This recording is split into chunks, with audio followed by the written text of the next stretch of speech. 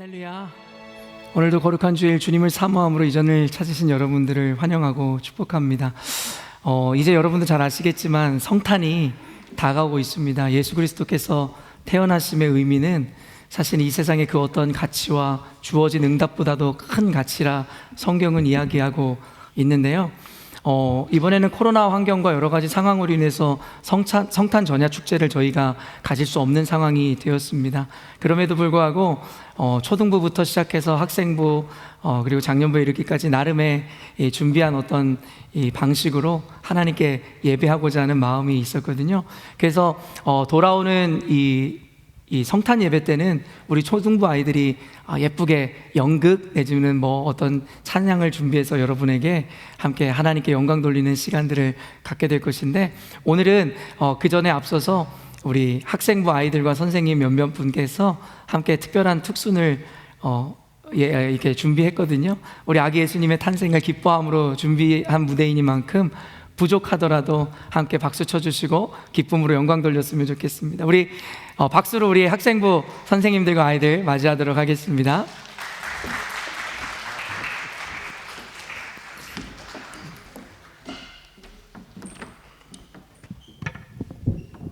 안녕하세요. 저희 학생부 인사드립니다. 오늘 우리 주님이 우리를 위해서 이 땅에 오신 기쁜 날을 찬양하기 위해서 오늘 이 자리에 올라왔는데요. 네, 성탄 예배 때 목사님 광고하신 대로 존재만으로도 너무 귀여운 우리 어린이들이 있어서 오늘은 저희가 따로 사랑을 받으려고 저희는 오늘 올라왔어요. 저는 학생부를 맡고 있는 어윤정이라고 하고요. 제 옆에 순서대로 우리 데이빗 서성원 선생님, 라이언 배준성, 우리 작은 케빈 지은찬, 큰 케빈 민영번 선생님, 그리고 우리 클레어 구혜빈, 그리고 클로이 구혜정 선생님, 그리고 반주를 맡아주시는 우리 서진원 선생님이 여러 성도님 분들도 익숙한 우리 노엘 찬양하고 거룩한 밤 고요한 밤 두 곡을 올려드릴 텐데요. 저희가 어저께 여러 시간 열심히 준비는 했지만 우리 다 너무 떨리고 조금 틀리더라도 기쁘게 같이 찬양하는 마음으로 예쁘게 봐주셨으면 감사하겠습니다. 그러면 준비되면 시작할게요.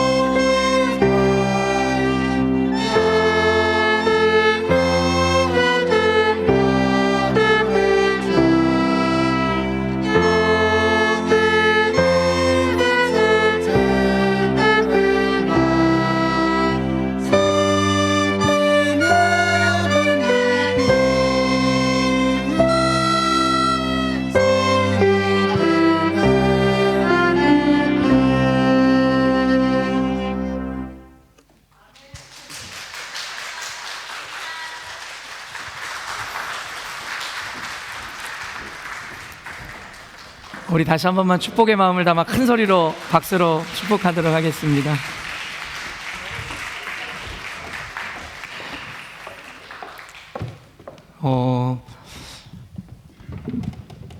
여러분도 다 아시다시피 교회가 참 많은 어려움 가운데 있었기도 하고요. 그래서 사실은 가장 또 기쁘고 모두가 함께 행복해야 하는 이 시간인데도 불구하고 사실은 교회가 여러 가지 또 무거운 마음이 있는 것도 사실인 것 같습니다.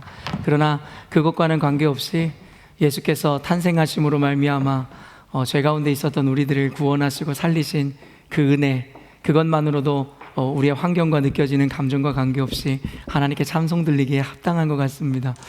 별 기대 안 하고 우리 아이들 순서를 저도 오늘 처음 같이 보았는데 이 오페라 하우스에서 같이 연주됐어야 될 정도로 너무 귀하고 아름다운 찬송. 여러분도 아시다시피 이 아이들이 우리 교회의 미래입니다. 아직은 아이들의 수도 적고 많지 않지만 하나님께서는 한 명의 용사를 통해서 만을 이기시고 그 이상도 해내시는 주님이시기에 지금부터 우리 열린문교회는 우리 교회의 미래를 위해서 우리 아이들과 우리 자라나는 새싹들에게 아낌없는 투자와 관심과 기도를 기울여야 할 것입니다. 모쪼록 아무튼 우리 아이들이 이제는 우리 교회에서 이루어지는 모든 성탄 행사와 그리고 앞으로 이루어질 모든 예배에 대한 이 서막을 열게 되었는데요. 오늘을 기점으로 해서 한 주 동안 아기 예수님의 탄생을 마음껏 기뻐하시고 그리고 여러분 묵상하심으로 이번 성탄은 여러분들에게 뭔가 특별한 의미가 있는 성탄이었으면 좋겠습니다. 단순히 휴가를 떠나고 선물을 나누는 것, 물론 그것도 좋은 문화이고 좋은 것이겠지만 무엇보다 성탄이라는 것의 의미는 죄로 말미암아 죽을 수밖에 없는 우리들에게 구원을 주시기 위해서 하나뿐인 독생자 예수 그리스도를 보내심으로 우리에게 사랑을 확증하신 그 아버지의 사랑, 또한 예수 그리스도의 희생을 묵상하고 기억함으로 함께 기뻐함과 동시에 또 숭고한 하나님의 또한 예수님의 희생에 대해서 감격하는 시간을 누리셨으면 좋겠습니다. 이 시간 우리 함께 말씀 보도록 하겠습니다. 하나님께서 오늘 저와 여러분들에게 주시는 말씀은 마태복음 7장 15절로 27절까지의 말씀입니다. 마태복음 7장 15절로 27절까지의 말씀입니다. 그동안 우리가 산상수훈 시리즈를 지금 15번째 시리즈까지 왔잖아요. 드디어라고 이야기할 수 있는지 모르겠는데 산에서 예수님께서 무리들에게 가르치셨던 그 산상수훈의 말씀의 시리즈가 오늘로 마지막 이 본문을 맞이하게 되었습니다. 그래서 여러분들에게 읽는 가운데서도 살아있는 예수님께서 그 산에서 제자들에게 아름답게 전해주셨던 그 음성이 들려주셨으면 좋겠고 오늘의 말씀도 그러한 마음으로 함께 대하고 읽었으면 좋겠습니다. 저와 여러분이 한 절씩 교독하도록 하겠습니다. 거짓 선지자들을 삼가라. 양의 옷을 입고 너희에게 나아오나 속에는 노략질하는 일이라.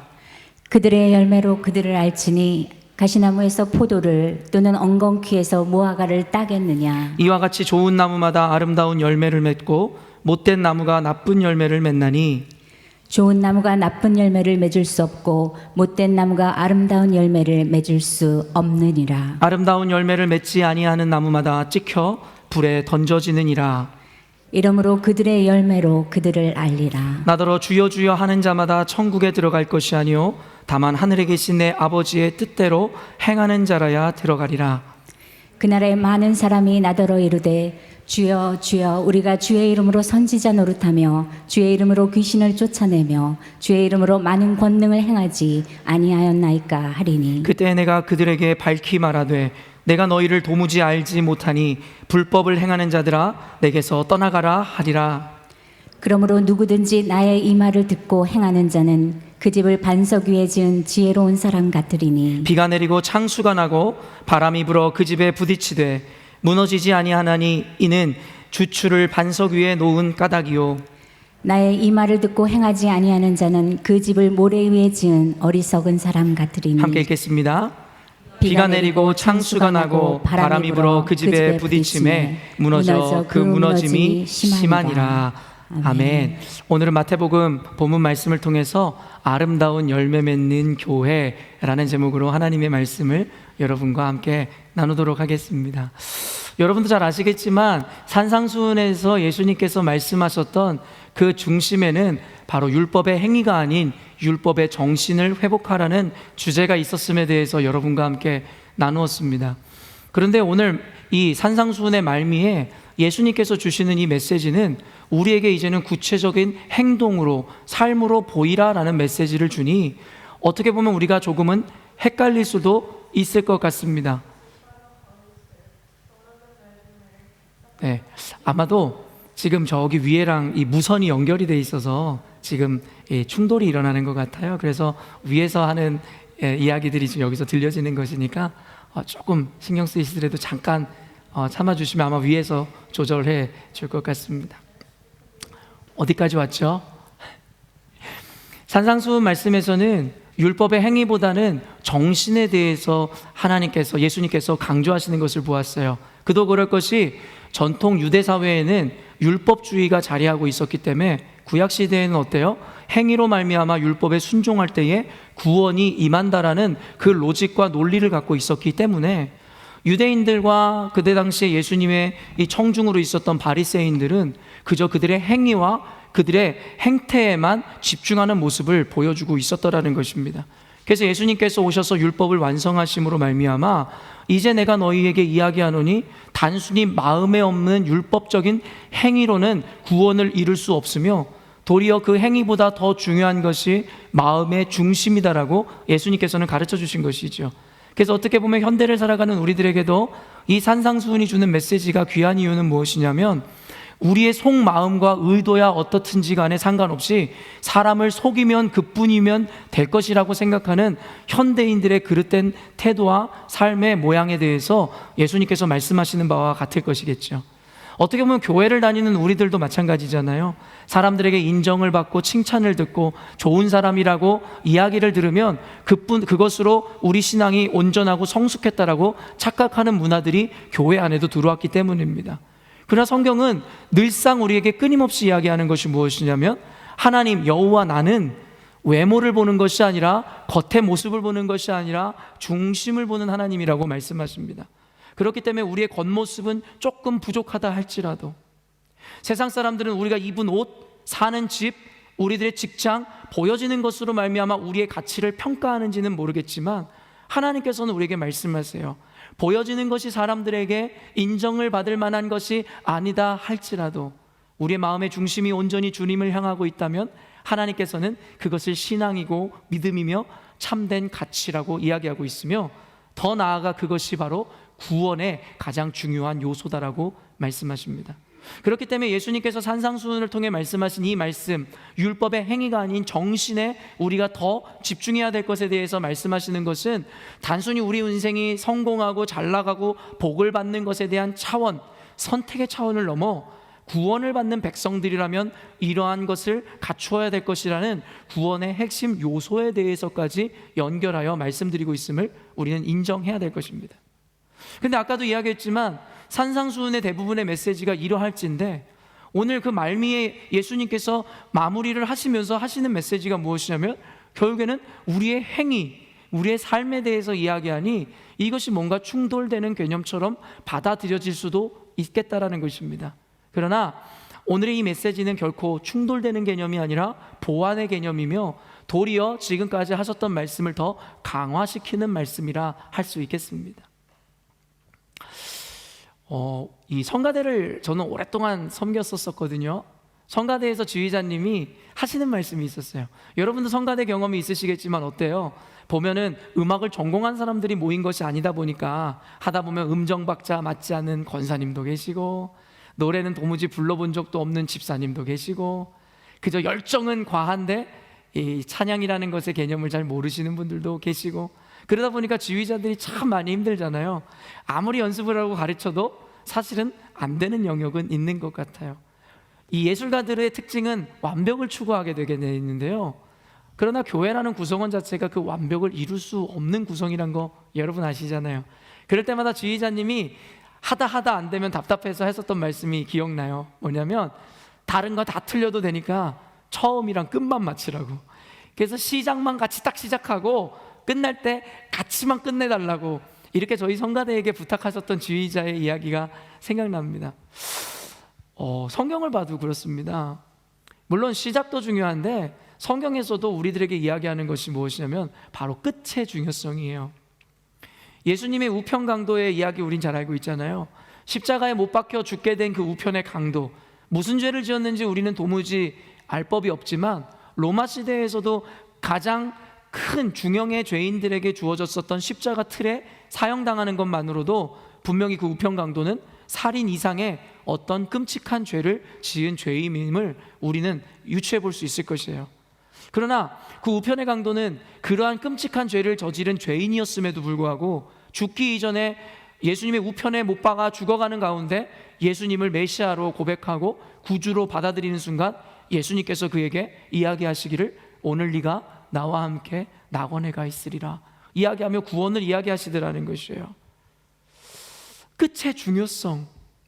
그렇다고 해서 그 과정과 처음을 엉망으로 살아도 된다는 것은 아니지만 요즘에 여러분과 아침을 깨우는 말씀에서 역대하 남유다의 왕들의 이야기를 보지만 참 안타까운 것이 무엇이에요?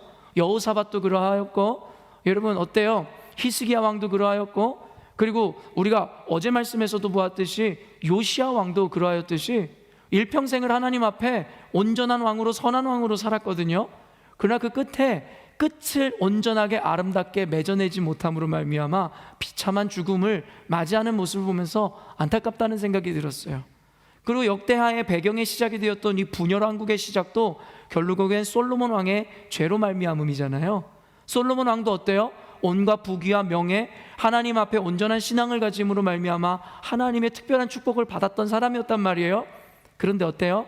결국엔 그 끝에 하나님 말씀에 불순종함으로 이방 여인을 아내로 받아들이고 그 여인이 가져온 우상을 섬기고 산당을 지어 그곳에서 신을 섬김으로 결국에는 분열왕국의 기초를 마련하게 됐다라는 것입니다. 제가 다시 한번 여러분들에게 강조하는 점은 무엇이냐면 마지막의 중요성입니다. 그런데 성경에서는 참 기가 막힌 올무라면 올무이고 우리에게 족쇄를 해놓은 것이 무엇이냐면 언제가 그 마지막인지 모른다라는 것입니다. 예수님의 그 구원이 그날이 도적과 같이 온다는 거예요. 그래서 파수꾼이 아침을 기다림과 같이 늘 깨어서 눈을 뜨고 기대함과 고대함과 졸지 말고 자지도 말고 깨어서 근신하여 그날을 맞이하라고 성경에서 이야기하죠. 많은 사람들에게 제가 전도를 해본 적이 있었어요. 그들이 하는 얘기들이 이랬어요.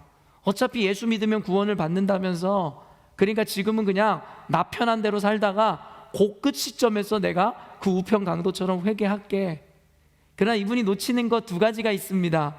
여러분도 혹시 그런 생각하신 분들 혹 있으셨나요? 한 가지, 언제 끝인지 우리는 모른다라는 것입니다. 여러분 성경에서도 우리의 인생을 대략 80에서 100으로 봅니다. 그러나 그거 아시잖아요. 오는 순서는 있는데 가는 순서는 없다라는 어른들의 이야기처럼 여러분 우리의 삶이요 앞으로 언제 끝날지 누구도 모르더라는 거예요.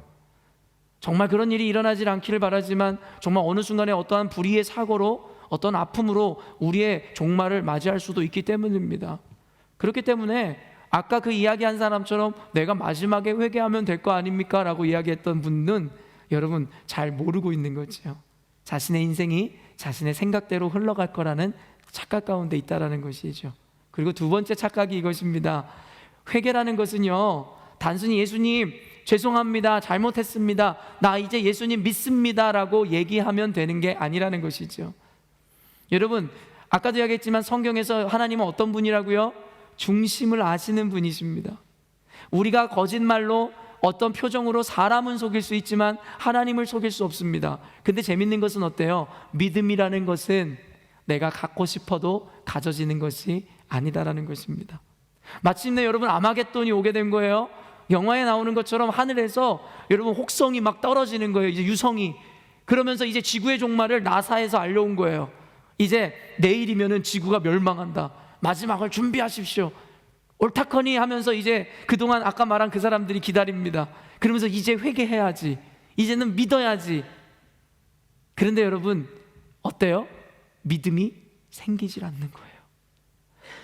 그래서 이왕 내일 망한다니까 말로라도 예수님 죄송합니다, 지금까지 회개하고 반성합니다, 저는 예수님 믿습니다라고 얘기했는데, 오늘 본문에 나오는 것처럼 누구든지 나더러 주여 주여 하는 자마다 천국에 들어가는 것이 아니라 말씀하신 주님처럼 마음에 진짜 믿음의 열매가 없는 거예요. 그렇기 때문에 사랑하는 성도 여러분, 제가 늘 강조하는 종말론적인 신앙이라는 것은 무엇이냐면, 오늘이 늘 주님 앞에 마지막 날이라 생각하고 살아가십시오. 그래서 여러분의 사랑하는 가족들에게 사랑한다는 말 많이 해주십시오. 우리 가족과의 삶이 영원할 것 같지만 언제, 아까도 이야기했지만 그 마무리를 해야 될지 모를 수 있습니다. 그렇기 때문에 오늘이 마지막이라고 종말론적인 신앙관으로 살아가는 그리스도인들은 늘 매사에 최선을 다합니다. 늘 매사에 열정을 가집니다. 왜요? 오늘이 마지막 순간일 수 있기 때문입니다. 그래서 그런 이들은 가족을 최선을 다해서 사랑할 것입니다. 말 한마디라도 전심으로 사랑한다는 이야기를 해줄 것입니다. 그래서 성경에서는 우리에게 그 종말론적인 신앙을 끊임없이 요구하는 것이에요. 그래서 오늘도 열정적으로, 오늘도 최선을 다해서, 오늘도 아낌없는 삶을 살라고 말입니다. 그러므로 이 끝의 중요성, 그래서 오늘이 하나님 앞에 마지막이라는 마음으로 전심을 다해서 살아가시는 저와 여러분 되셨으면 좋겠습니다. 끝의 중요성은 예수님도 알고 계세요. 결국에는 여러분, 이 논문을 써보면요, 이 에세이를 써보면 어떠냐면, 인트로덕션과 바디가 있고 컨클루전, 결론이 있잖아요. 제일 중요한 것은 결론이라고 저는 생각합니다. 물론 서론에서 어떤 주제를 나눌 것이고 그것에 대한 서포트, 근거를 삼는 것들을, 바디를 세우는 것도 중요하지만, 결론에 결국에는 이러이러해서 이러이러하기 때문에 이러이러하다라는 결론을 잘 내야 그 논문을 자세히 읽어보지 않은 사람도 이 논문에서 이야기하는 말이 무엇인지 알 테니까요. 성경에는 모든 것에 기승전결이 있습니다. 설교에도 그렇듯이 예수님의 강화에도 그렇습니다. 예수님께서 말씀을 시작하시죠. 복 있는 사람으로부터 말씀을 시작하셨어요. 그렇죠? 그리고 마지막 날에는 열매를 보아 너희들을 안다라는 말씀, 그리고 그 열매라는 것은 삶의 실천이고 행동이라고 말씀하시는 예수님의 말씀을 볼 때에, 예수님께서는 복 있는 사람으로 시작하시고 결국엔 하나님의 말씀에 순종하여 삶으로 드러내는 자들이라고 말씀하시는 것을 보면, 결국에는 오늘날에 살아가는 여러분과 저, 복을 받기를 원하고 그 구원을 얻기 원하는 우리들에게 결국에는 선한 삶을 살아내라는 것이 예수께서 전하시고자 하는 가장 핵심적인 신앙에 대한 가르침이라고 받아들일 수 있을 것입니다. 그렇기 때문에 오늘의 메시지가 다시 한번 이야기하지만 너무나 중요합니다. 어떤 영화의 부제목처럼 반격의 서막이라는 제목 여러분 기억하세요? 바로 혹성탈출이라는 영화의 부제목이 반격의 서막이라는 제목이었습니다. 저는 이 반격의 서막이라는 말이 참 멋이 있어요. 어떤 연극의 시작을 알리는 그 막이기도 하고 어떤 시점을 알리는 것의 의미이기도 하고요. 저는 감히 여러분들에게 이야기하기를, 우리 열린문교회가, 그리고 21세기를 맞이하는 모든 교회들이 바로 이 반격의 서막을 맞이했다라고 저는 생각하고 있습니다. 도대체 무엇에 대해서 반격하는 시작일까요? 그동안 빼앗겨왔던 교회의 헤게모니와 함께 그동안 영적인 마귀들의 영적인 어둠의 세력에 농락당했던 것에 대해서 이제는 반격을 할 때가 되었고, 이제는 그 서막이 열렸다라는 것을 분명하게 여러분에게 이야기하고 싶습니다. 이제는 현대교회가 세상에 무언가를 보여주어야 할 때가 왔습니다. 여러분, 한국교회가, 이 시대의 교회가 예수 믿지 않는 사람들에게 뭔가 다름을 보여주어야 되는 때가 왔다라고 저는 믿습니다. 그동안 교회는 말로만 신앙이었지 무엇이 신앙인가를 제대로 보여준 적이 없었습니다. 적어도 한 반세기 이후에 세워진 교회들의 모습이 그러하였다라는 것입니다. 심지어 보여주어도 선한 것을 보여주기는커녕 도리어 악하고 부족한 모습들만 많이 보여준 것도 사실인 것 같습니다. 그러다 보니 자연스럽게 세상 사람들에게 조롱거리가 되어버렸고, 세상 사람들은 너가 믿는 예수라면 나는 믿고 싶지 않다라는 이야기를 서슴없이 하는 시점까지 오게 되었죠. 이전에는 예수 믿는 사람이라면 청렴하고 결백하고 거짓이 없는 자라는 평가를 받았지만 현대 그리스도인들은 크리스찬이라는 이름이 그런 보증이 되거나 개런티가 되는 것이 아니라 도리어 예수 믿는다라는 이야기를 하는 것이 수치가 되어버린 시대를 살아가죠. 실제로 청년들 중에 이력서를 쓸 때 religion, 종교란에 기독교인임에도 불구하고 기독교를 쓰지 않는 이들이 있다고 합니다. 그것이 이야기하는 것이 무엇이에요? 기독교는 더 이상 자랑이 아니라 수치가 되어버린 시점을 우리는 살아가고 있는 것이죠. 그런 의미에서 우리는 그동안 매만 맞고 당해만 왔습니다. 그러나 이제는 반격의 서막을 알리고 이제는 교회가 다시 한번 전진할 때가 온 것이라 저는 믿는 것입니다. 이따가도 나누겠지만 이것은 단순히 정부와의 전쟁이 아닙니다. 이것은 단순히 세상의 어떠한 존재들과 어떤 오거나이제이션 조직과의 전쟁이 아니라는 것입니다. 이것은 바로 영적인 전쟁이며 빛과 어둠의 싸움인 것입니다. 지금 많은 이들이 나가 정부와 투쟁하고 나가 어떤 오거나이제이션과 음모론을 펼치며 싸우지만 저는 여러분에게 이야기하고 싶습니다. 그들이 보지 못하는 것이 있습니다. 하나님께서 우리에게 맡기신 싸움은 혈과 육에 속한 것이 아니요 바로 영적인 것이라는 것을요. 바벨론이 그러하였고 에돔이 그러하였듯이 결국에는 악하게 보이는 그것들도 결국에는 하나님이든 아니면 악한 것에든 결국엔 굴복하여 이용당하고 있다는 것을. 그렇기 때문에 우리가 진정한 성과를 거두지 못하는 이유가 무엇인지 아세요? 언젠가도 이야기했지만 이 심신의학이라는 이야기 했잖아요. 결국에는 병에 걸리면 몸을 째고 꼬매는 것이 중요한 것이 아니라 그 병이 왜 생겼는지에 대해 근본을 고쳐야지 그 사람이 온전해질 것인데, 지금까지 교회가 대응하는 모습들이나 그리스도인들이 세상을 맞이하는 모습들이 그러하다라는 거예요. 문제가 생기면 그 문제에 집중하죠. 정부가 됐든 어떤 조직이 됐든 세계관이 되었든 그것과 싸우려고 합니다. 아니죠. 결국엔 모든 것의 핵심에는 그러한 것이 있는 것이 아니라 그 배후에는 사단이 있다라고 성경은 분명하게 이야기하죠. 그렇기 때문에 우리가 이제는 진짜 적을 알아야 된다라는 것이에요. 그래서 이런 얘기 있죠. 적을 알고 나를 알면 백전백승한다라는 것이에요. 기독교에서의 기본적 개념은 자기에 대한 탐구입니다. 자아의 완성입니다. 물론 그 자아라는 것은 세상이 이야기하는 자아가 아니겠죠. 그러면서 두 번째가 무엇이에요? 나를 알았다면 이젠 적의 실체를 알아야 된다는 것이에요. 왜 교회가 현대의 그리스도인들의 신앙이 이까지 왔는지에 대해서 우리가 분명하게 성경적으로 이야기하는 근본적인 원인을 살펴야 된다는 거예요. 문제가 아니라, 보여지는 것이 아니라 근본, 그 너머에 있는 것들을 볼 줄 아는 것, 그것이 바로 신앙인입니다. 문제 너머에 계신 하나님을 보아야 하는 것과 문제 이면에 있는 마귀의 전략을 깨닫는 것, 그것이 바로 그리스도인들에게 주어지는 것이지요. 그렇기 때문에 이제는 우리가 반격의 서막을 한다고 하여 광화문 거리에 나가서 태극기를 들고 흔들자는 이야기가 아닙니다. 나가서 어떤 조직과 맞서 싸우자는 이야기를 하는 것이 아닙니다. 이것은 영적인 일입니다. 그렇다면 반격의 서막을 우리가 어떻게 해야 됩니까? 여러분, 그것은 거창한 개념이 아닙니다. 바로 여러분의 삶으로 보여주시면 된다는 것이에요. 여러분의 삶으로 살아내시면 될 뿐이라는 것입니다. 여러분, 우리가 대단한 존재라고 생각하지 마십시오. 하나님 앞에서 우리는 그저 한 명의 사람입니다. 그러나 그 한 명의 사람들이 뭉치면 그것이 힘이 됩니다. 여러분, 내가 하나님 앞에 온전한 삶, 거룩한 삶을 산다고 해서 세상이 바뀌겠어? 이런 생각하지 마십시오.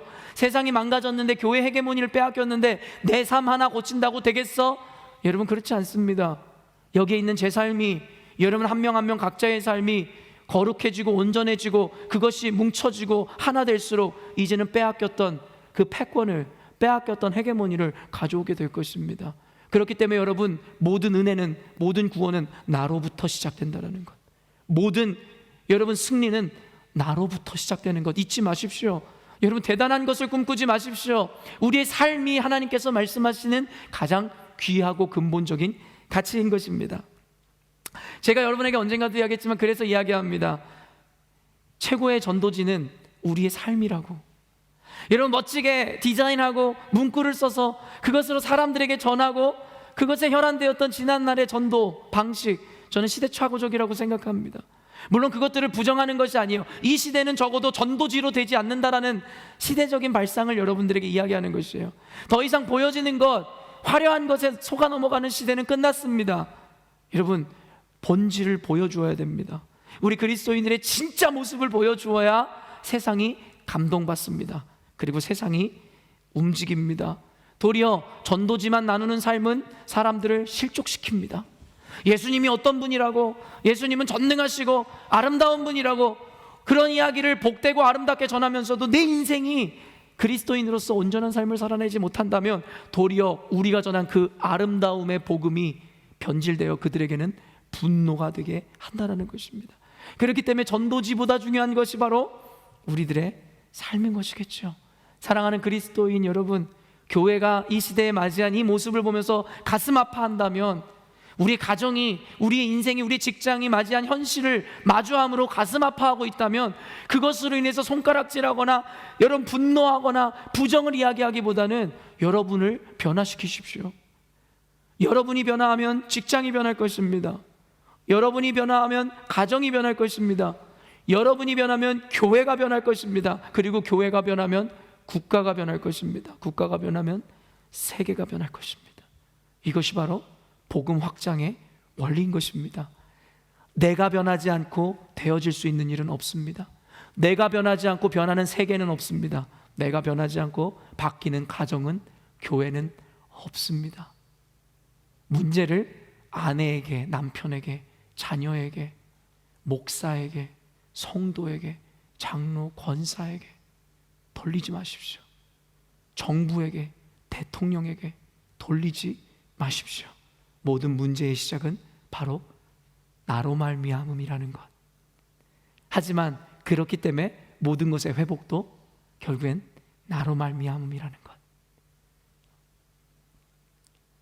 사랑하는 성도 여러분, 여러분이 그러한 삶을 살아내신다면 이 세상에 빼앗긴 헤게모니, 교회의 명성, 하나님의 영광 우리들에게 돌아올 줄로 믿습니다. 오늘 메시지가 그런 시대의 요구와 함께 하나님께서 원하시는 삶을 이루어내는 기폭제가 되었으면 좋겠습니다. 15절 말씀이거든요. 한번 읽어볼까요? 시작.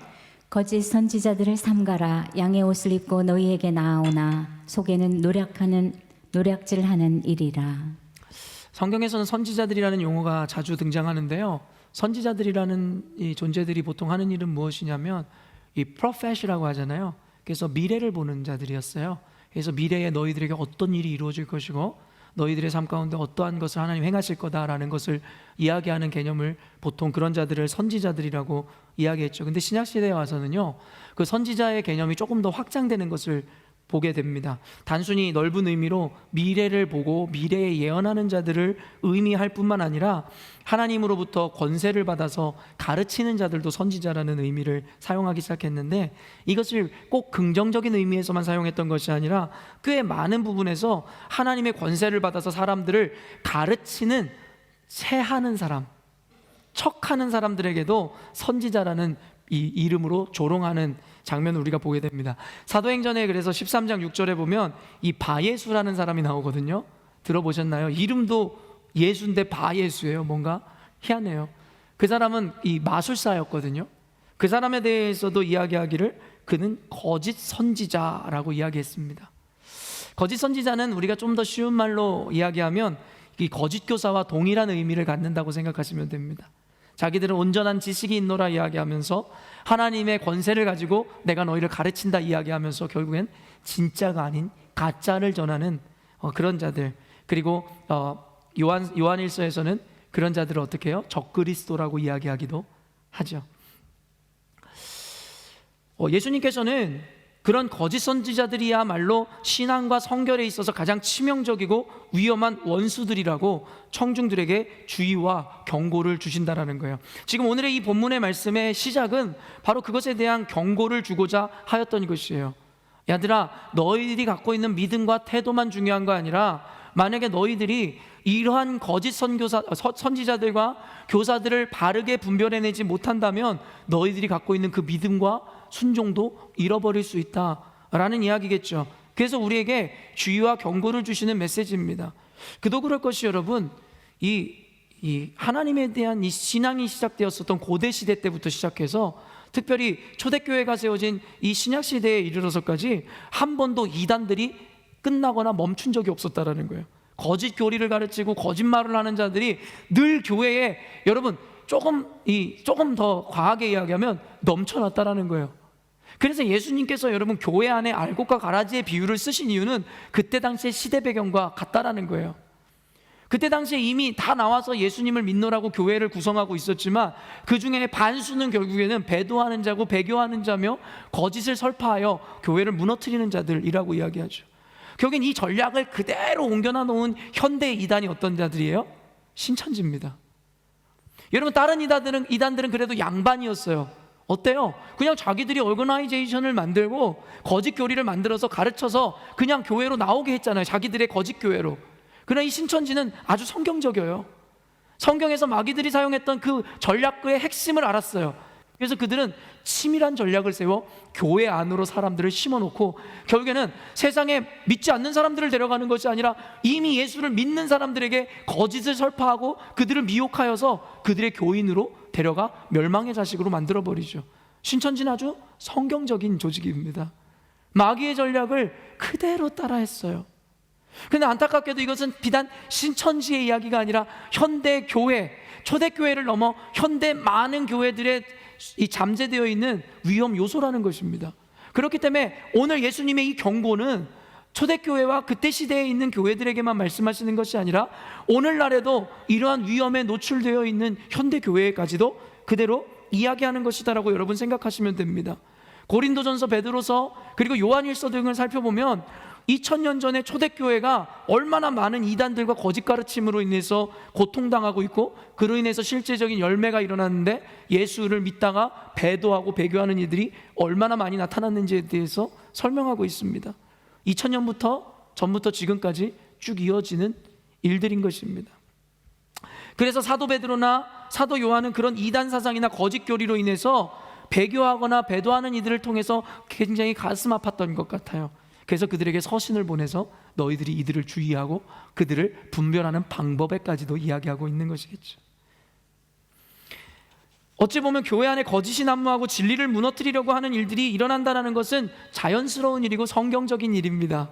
왜냐하면 하나님도 살아계시지만 마귀도 존재하거든요. 하나님의 교회를, 하나님의 진리를 무너뜨리려고 하는 마귀적 존재도 존재하거든요. 그렇기 때문에 성경은 이야기합니다. 베드로전서 5장 8절 한번 띄워주실래요? 읽습니다. 시작. 근신하라, 깨어라. 너희 대적마귀가 우는 사자같이 두루다니며 삼킬 자를 찾나니. 그래서 늘 깨어있으라는 것입니다. 여러분 정신줄을 놓고 있으면 안 된다는 것이에요. 어른들이 이야기하듯이 멍 때리고 있으면 안 된다는 것입니다. 그러면 일이 납니다. 사고가 납니다. 군대에 가서도 저는 수류탄 투척을 하고 사격장 가면요, 안 그래도 힘든 군대가 더욱더 힘들어져요. 왜일까요? 여러분 멍 때리면 안 되기 때문이에요. 정신줄 놓으면 사고로 이어져서 자기뿐만 아니라 수많은 이들이 여러분 죽음에 이를 수도 있기 때문입니다. 그렇기 때문에 가면은 더욱더 긴장하라고 조금 더 긴장의 끈을 놓지 못하게 합니다. 여러분 우리 신앙생활이 그렇습니다. 성경에서는 한 번도 우리에게 편안을 이야기한 적이 없어요. 다만 평안을 이야기할 뿐이지요. 예수 믿는 길은 지난주에도 이야기했지만 좁은 길이고 어려운 길입니다. 불편한 길입니다. 우리가 바라는 그런 편안 따위는 예수 믿는 길에 없습니다. 그러나 그로 인해서 우리에게 부정을 이야기하고 고통을 이야기하는 것이 아니라 아이러니하게도 예수를 믿는 사람들은 그 불편을 경험하고 불편 가운데 나아가는 가운데서도 평안을 누리더라는 것이에요. 이것이 바로 핵심입니다. 예수를 믿는 것은 우리를 불편하게 합니다. 그러나 예수를 믿는 자들은 모두가 평안합니다. 그것이 결코 세상이, 사람이 우리를 집어삼킬 수 없는 원리입니다. 우리는 예수님의 평안을 소유한 자들이기 때문입니다. 돈이 없을 수 있습니다. 가난할 수 있고 배운 게 없어 좋은 직장을 못 얻을 수도 있습니다. 그러나 그것으로 인해서 불편할 수는 있으나 그것이 우리를 불행하게 만들 수는 없습니다. 왜냐하면 평안을 주시는 그 근거는 그러한 환경이 아니라 내 안에 계신 예수님이기 때문입니다. 그런 예수님을 소유한 여러분들 모두 삶의 불편한 가운데서도 늘 평안을 누리시기를 주님의 이름으로 축원합니다. 마귀는 우는 사자와 같이 우리를 집어삼키려고 한다는 거예요. 어떻게든 교회를, 그리고 여러분의 가정을, 여러분의 인생을 무너뜨리려고 하죠. 여러분 언젠가도 이야기했지만 성령의 음성, 하나님의 음성, 마귀의 음성 단순합니다. 어떤 이들이 이런 비겁한 이야기를 해요. 내가 하나님의 음성이 뭔 줄 알면 순종하지, 근데 뭔지 모르겠어. 그게 우리의 대부분의 비겁한 변명 아닙니까? 근데 그래서 제가 늘 이야기해요. 그렇게 음성을 못 듣겠으면 성경을 읽으라고요. 성경에는 분별할 필요도 없이 명확한 하나님의 말씀을 써 놓았잖아요. 근데 성경을 안 읽어요. 그래서 여러분들에게 더 쉬운 접근법 한 번 더 알려드릴까요? 여러분, 마귀가 사용하는 언어와 하나님이 사용하는 언어가 있습니다. 여러분 잘 보세요. 사랑, 은혜, 평강, 축복. 과연 마귀가 사용하는 말일까요? 마귀는 사용할 수가 없습니다.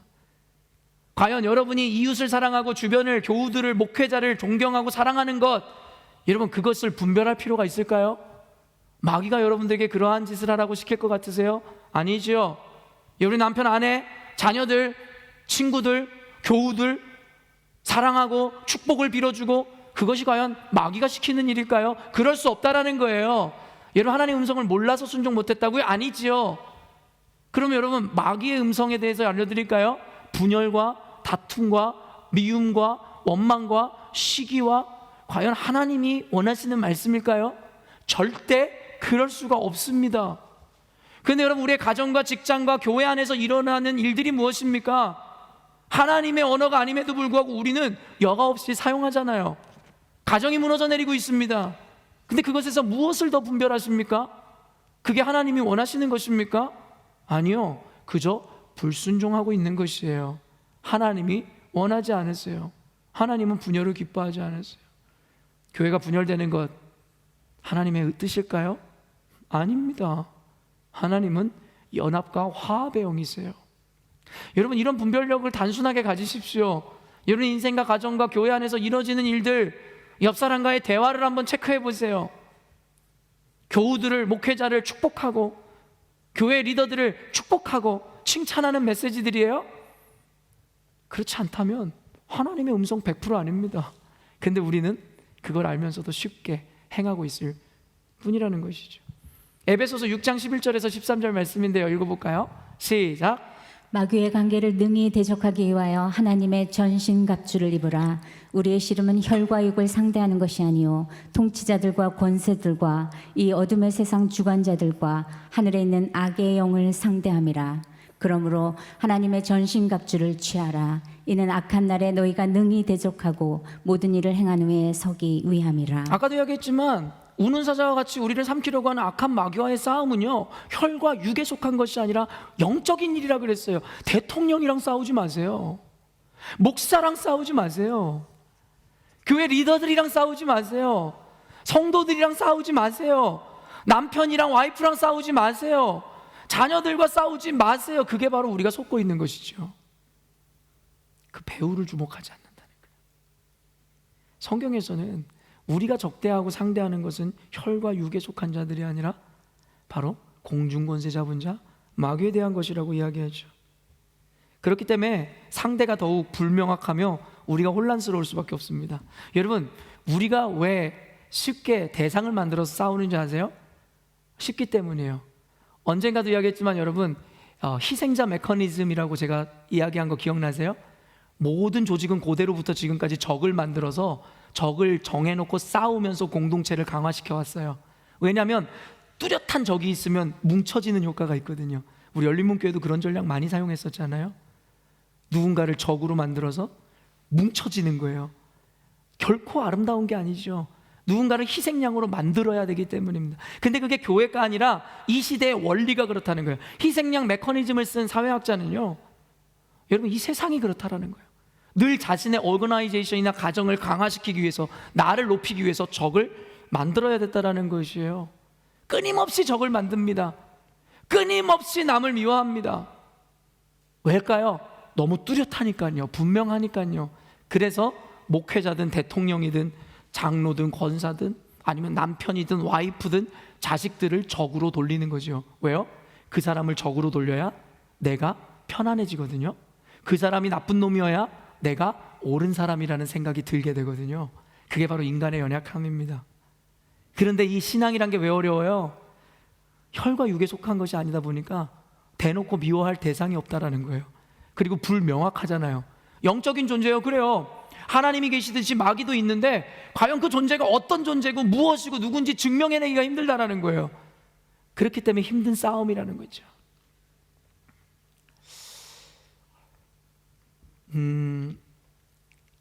현대교회도 아까도 얘기했지만 이런 악한 영의 역사로 고통당하는 거예요. 지금 보세요. 한국 교회 상황만 봐도요, 교회들끼리 분열돼요. 교단들끼리 분열되고 심지어는 같은 교단이 분열되기 시작했어요. 아까도 얘기했지만 분열은 하나님의 언어 아닙니다. 잘못된 길을 가고 있죠. 근데 그 이유가 무엇인 줄 아시죠? 그들 안에 혼합주의적이고 인본주의적이고, 여러분, 다원주의적인 사상들과 신앙관들이 교회 안으로 들어오기 시작했어요. 이제 영이 다른 거예요. 스피릿이 다른 거예요. 같이 있을 수가 없는 것이죠. 그래서 찢어지고 나눠지고, 결국에는 교회 안에 들어온 다원주의와 혼합주의와 인본주의 사상은 교회라는 공동체를 오롯이 하나님을 위한 공동체가 아니라 바로 사람과 세상이 원하고 바라는 집단으로 바꾸어가기 시작했습니다. 그리고 성공했습니다. 그래서 헤게모니를 빼앗겼습니다. 그래서 교회는 말씀을 전하면 그 교회는 고리타분하고 인기가 없고, 교회에서 사람들을 기쁘게 하게 되면 교회에 인기가 있죠. 그러다 보니까 요즘에 코로나에 대응하는 것도 교회가 세상 사람들이 원하는 관념과 세계관으로 대응하면 박수 쳐줍니다. 좋은 교회라고. 근데 그것을 역순하면 결국엔 그 교회는 마귀의 교회라고. 그런 교회들은 오히려 더 망해야 된다라는 저주를 받기 시작했죠. 근데 참 재밌어요. 요한일서 4장 4절에서 6절 말씀이에요. 시작. 자녀들아, 너희는 하나님께 속하였고 또 그들을 이기었나니 이는 너희 안에 계신 이가 세상에 있는 자보다 크심이라. 그들은 세상에 속한 고로 세상에 속한 말을 하매 세상이 그들의 말을 듣느니라. 우리는 하나님께 속하였으니 하나님을 아는 자는 우리의 말을 듣고 하나님께 속하지 아니한 자는 우리의 말을 듣지 않으니 진리의 영과 미혹의 영을 이로써 아느니라. 진리의 영과 미혹의 영의 부음점에 대해서 이야기하는데요, 뭐라고 요한일서에서 이야기해요? 여러분, 우리는 하나님께 속했습니다. 믿으십니까? 이런 하나님을 믿지 않는 사람들은 하나님께 속하지 않고 세상에 속했다는 거예요. 그러니까 뭐라고 이야기합니까? 그들은 세상에 속한 거로 세상 속의 이야기를 하더라는 거예요. 그리고 세상에서 편안하더라는 거예요. 여러분, 예수를 믿는 사람들이, 교인들이 세상에 나가서 편안하다면 문제 있는 겁니다. 우린 세상에 속해 있지 않은데 어떻게 세상의 원리와 세상에서 살아가면서 편안함을 느끼십니까? 여러분, 근데 현대교회는요, 세상에서 너무 편해요. 오히려 세상도 그렇지 않은 것을 더욱더 세속적인 가치관으로 그들을 이끌어가죠. 하나님께 속한 사람들은 세상의 말을 듣지 않고 하나님의 말을 들으며 세상과 합치될 수 없다라고 이야기하는 것이 성경의 이야기죠. 근데 저는 이해가 안 돼요. 말씀에서 이렇게 분명한데 현대를 목회하는 목사님들이나 선교사님들이나 교회 리더들이나 성도들이 말씀의 이야기를 들으면서도 어찌 분별하지 못한단 말입니까? 어찌 세상과 벗삼아 살아가십니까? 어떻게 세상에서 이야기하는 인본주의와 다원주의와 혼합주의를 교회의 세계관으로 채택하시려 듭니까? 어떻게 하나님이 아닌 사람을 좋아하는 교회로 만들려고 하십니까? 성경에서 이렇게 분명하게 이야기하고 있는데 저는 아직까지는 이해가 되지 않습니다. 이 말씀을 읽는 것인지, 그 목회자들은 과연 이 말씀을 읽고 설교하는 것인지 이해가 되지 않습니다. 성경적 세계관과 기준이 있는 목회자들인지 이해가 되지 않습니다. 그리고 그런 목회자에게 배운 성도들이 과연 성경적 세계관과 기준을 갖고 있는지 잘 모르겠습니다. 요즘 뉴스를 보거나 미디어를 통해 보면 더 이상 세상과 교회의 구분점이 사라진 것 같습니다. 세상이 열광하는 것에 교회도 같이 열광하고, 교회가 진행하는 일들이 세상이 하는 것과 다를 바 없이 보이니까요.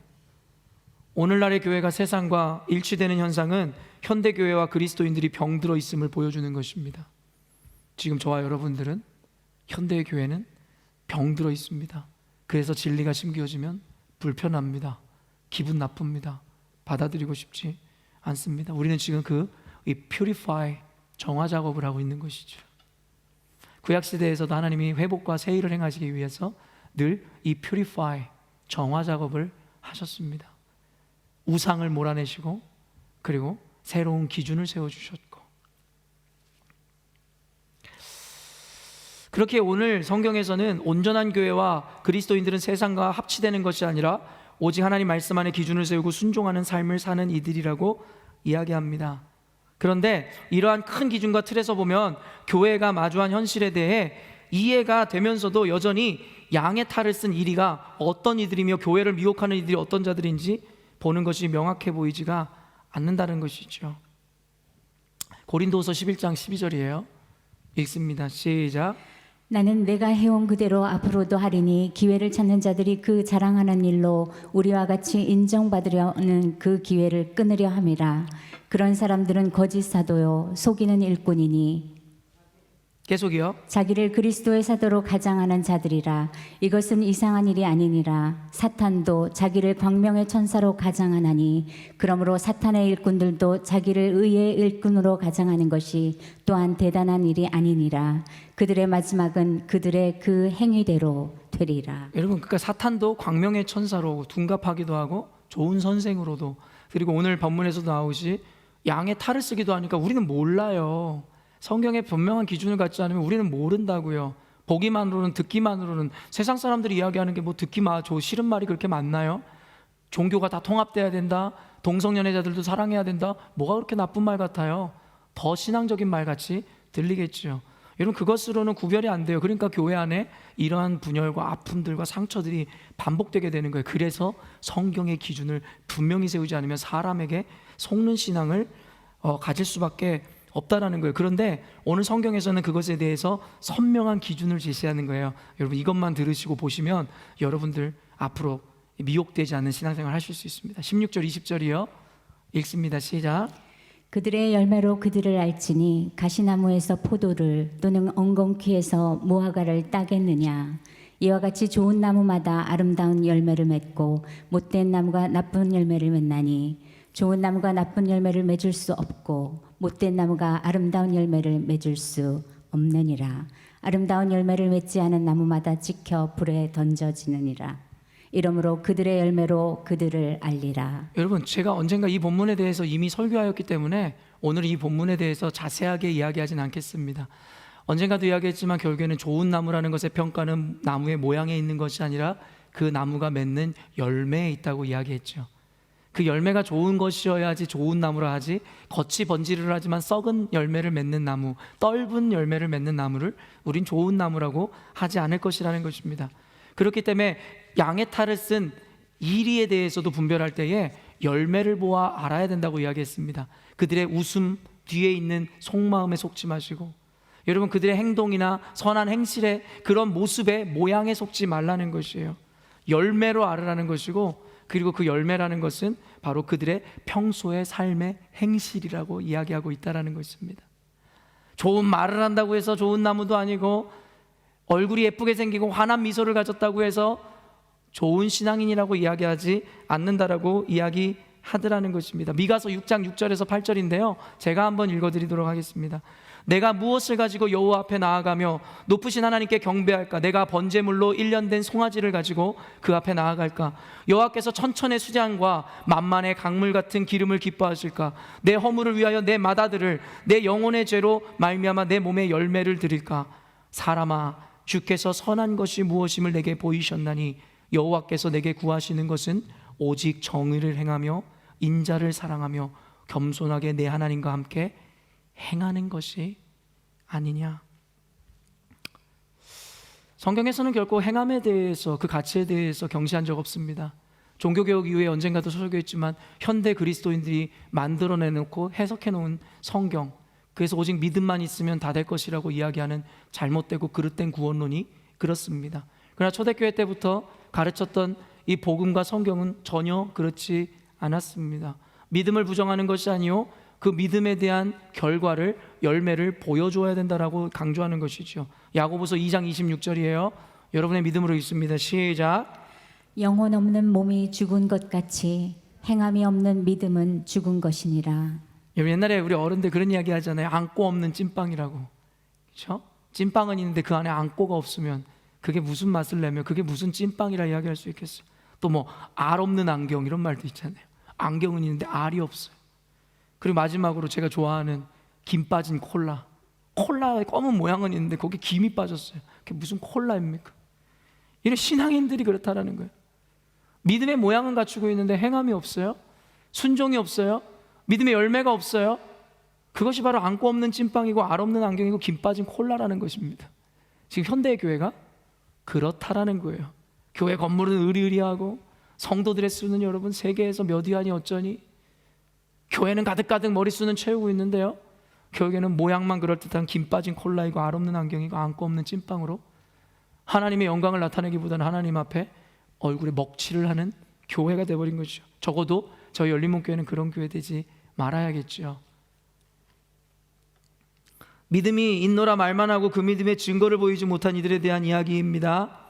그러므로 성경이 믿음의 가치를 행위의 가치보다 못하게 보는 것이 아니라 그 귀한 믿음의 가치를 증명하는 것이 행위라는 수단임을 분명히 밝히는 것입니다. 그래서 요한일서에서도 이단과 거짓 선생을 분별하는 기준으로 그들의 옳지 못한 삶과 행동을 이야기하고 있거든요. 겉으로는 선생이라 이야기하고 복음과 진리를 전하면서 삶과 행동이 거룩하지 못한 이들을 이단이고 거짓 선생이라고 요한일서에서 사도 요한은 규정하고 있습니다. 바리새인들도 그와 같은 것이죠. 성경은 현대의 어떤 이들의 이야기하는 것과 같이 우리의 삶이나 행동을 등한시하지 않습니다. 오히려 우리의 믿음에 대한 삶과 행동으로 책임지라고 가르칩니다. 21절에서 23절 말씀이에요. 시간 관계상 제가 읽겠습니다. 나더러 주여 주여 하는 자마다 천국에 들어갈 것이 아니요 다만 하늘에 계신 내 아버지의 뜻대로 행하는 자라에 들어가리라. 그날에 많은 사람이 나더러 이르되 주여 주여 우리가 주의 이름으로 선지자 노릇하며 주의 이름으로 귀신을 쫓아내며 주의 이름으로 많은 권능을 행하지 아니하였나이까 하리니 그때 내가 그들에게 밝히 말하되 내가 너희를 도무지 알지 못하니 불법을 행하는 자들아 내게서 떠나가라 하리라. 그러면서 결론 말씀에 오늘 24절 27절 말씀인데 제가 또 읽어드립니다. 그러므로 누구든지 나의 이 말을 듣고 행하는 자는, 잘 들으세요, 그러므로 누구든지 나의 이 말을 듣고 행하는 자는 그 집을 반석 위에 지은 지혜로운 사람 같으리니 비가 내리고 창수가 나고 바람이 불어 그 집에 부딪히되 무너지지 아니하나니 이는 주추를 반석 위에 놓은 까닭이요 나의 이 말을 듣고 행하지 아니하는 자는 그 집을 모래 위에 지은 어리석은 사람 같으리니 비가 내리고 창수가 나고 바람이 불어 그 집에 부딪힘에 무너져 그 무너짐이 심하리이니라. 여러분, 이 말씀도 제가 강해했기 때문에 오늘 깊이 들어가지 않는 것이고 이 의미를 알고 있습니다. 그런데 우리가 주목할 것은 24절 27절이에요 여러분, 반석 위에 무너지지 않는 집을 지은 자, 그와 반대로는 사상누각이라 하여 모래 위에 집을 지은 자, 결과가 어떻게 달라요? 창수가 나고 비바람이 불면 여러분 무너진다라는 거예요. 사상누각, 모래 위에 지은 집은요.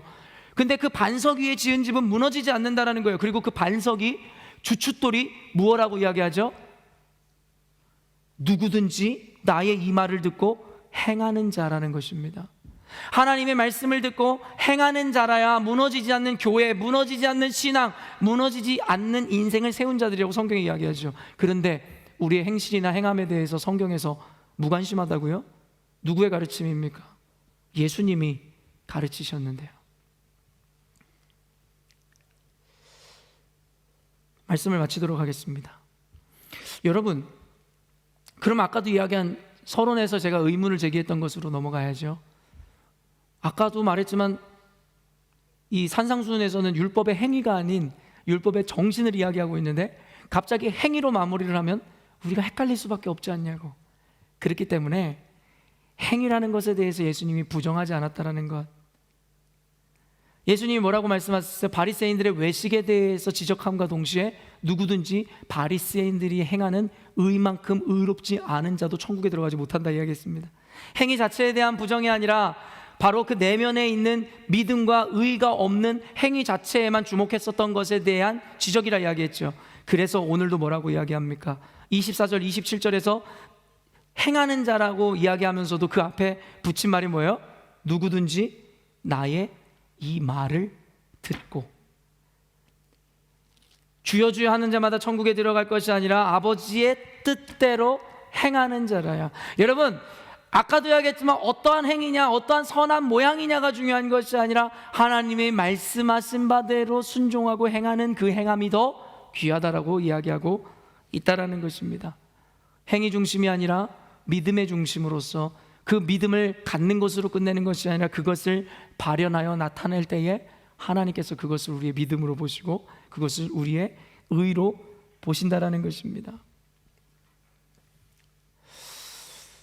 사도행전 17장 11절 13절 한 번만 더 읽어야겠습니다. 제가 읽어드릴게요. 베레아에 있는 베레아 지역에 대한 이야기예요. 베레아에 있는 사람들은 데살로니가에 있는 사람들보다 더 너그러워서 간절한 마음으로 말씀을 받고 이것이 그러한가 하여 날마다 성경을 상고함으로 그 중에 믿는 사람이 많고 또 헬라의 귀부인과 남자가 적지 아니하나 데살로니가에 있는 유대인들은 바울이 하나님의 말씀을 베레아에서도 전하는 줄을 알고 거기도 가서 무리를 움직여 소동하게 하거늘. 여러분 누가 그랬다고요? 데살로니가에 있는 유대인들이 그랬다는 거예요. 하나님을 미리 알았던 자들, 오랜 조상부터 하나님을 알았던 유대인들이 도리어 헬라인과 이방인들에게 복음이 전하여지고 그들은 말씀을 받고 그것을 사모했다는 거예요. 그런데 여기서 놀라운 게 뭔지 아세요? 말씀을 사모함으로 들은 것이 끝나는 게 아니라 성경을 매일매일 상고함으로 그 말씀이 그러한지를 확인했다는 거예요. 여러분 이 말이 뭔지 아세요? 설교를 의심하라는 이야기입니까? 아니에요. 이들은 설교를 사랑의 마음으로 들었다는 거예요. 그럼에도 불구하고 성경에서도 그와 같은 이야기가 있는지를 또 점검해서 자신들의 삶에 대입했다는 거예요.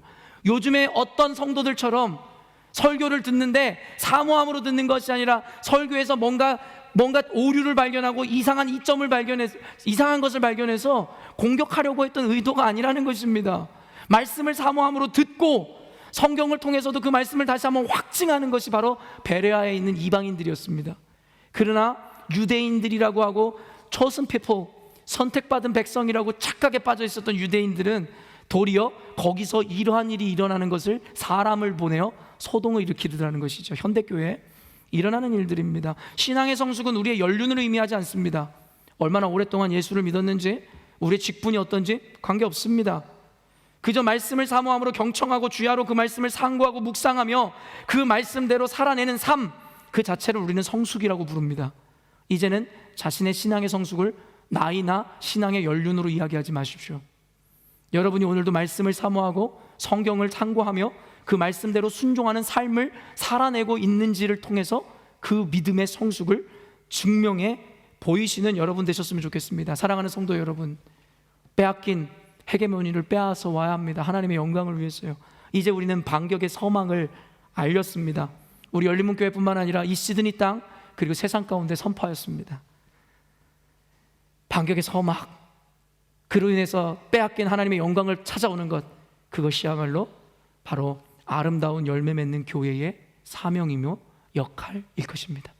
아름다운 열매, 하나님의 말씀대로 순종하는 선한 행실로 말미암아 하나님이 맺게 하시고자 하는 열매를 맺음으로 여러분들에게는 축복이요, 세상 가운데는 생명과 구원을 전하는 구원의 방주 역할을 감당하는 여러분 되시기를 주님의 이름으로 축원합니다. 기도하겠습니다.